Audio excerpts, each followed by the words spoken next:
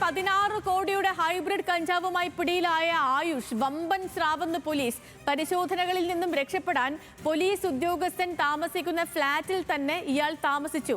ആയുഷ് പെരുമ്പാവൂരിലെ ഫ്ളാറ്റിൽ താമസം തുടങ്ങിയത് ഒരാഴ്ച മുൻപാണ്. ഒടുവിൽ പോലീസിനെ വെട്ടിക്കാനുള്ള ശ്രമം പാളുകയായിരുന്നു.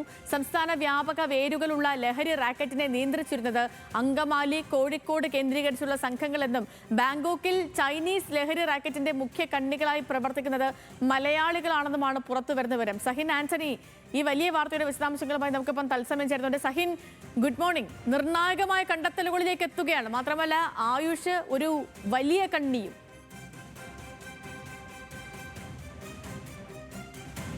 Good morning Sethu. Good morning. Sethu, അതുതന്നെയാണ്. അതായത് ഇന്നലെയാണ് ആയുഷ് പിടിയിലാകുന്നത്. ഇയാൾ പെരുമ്പാവൂരിലെ ഒരു ഫ്ളാറ്റിൽ താമസിക്കുകയായിരുന്നു.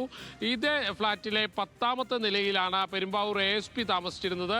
ഇതിലെ 6ാമത്തെ നിലയിലായിരുന്നു ഇയാൾ താമസിച്ചിരുന്നത്. അത് ഇയാൾ ASP താമസിക്കുന്ന ഫ്ളാറ്റിൽ തന്നെ താമസിക്കാനുള്ള പ്രധാന കാരണമെന്ന് പറയുന്നത് അന്വേഷണ സംഘത്തിൻ്റെ കണ്ണുവെട്ടിക്കുക എന്നുള്ളൊരു ഉദ്ദേശം തന്നെ ആയിരുന്നു. മാത്രമല്ല അത്തരം ഫ്ളാറ്റുകളിൽ പരിശോധന നടക്കില്ല എന്ന ഉത്തമ ബോധ്യത്തോടു കൂടിയാണ് ഇയാൾ ആ ഫ്ളാറ്റിൽ തന്നെ താമസമാക്കിയത്.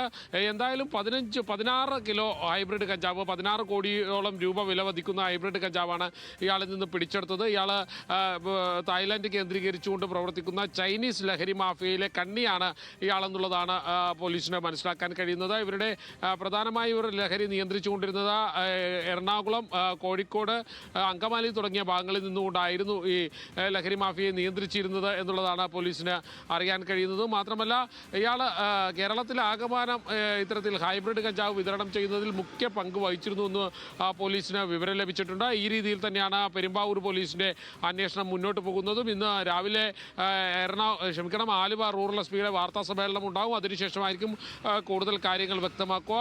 എന്തായാലും നേരത്തെ സൂചിപ്പിച്ചതുപോലെ തന്നെ 16 കിലോ ഹൈബ്രിഡ് കഞ്ചാവ് ഇന്നലെ പെരുമ്പാവൂരിലെ ഇയാളുടെ ഫ്ളാറ്റിൽ നിന്നും പ്രത്യേക അന്വേഷണ സംഘം പിടികൂടുകയായിരുന്നു.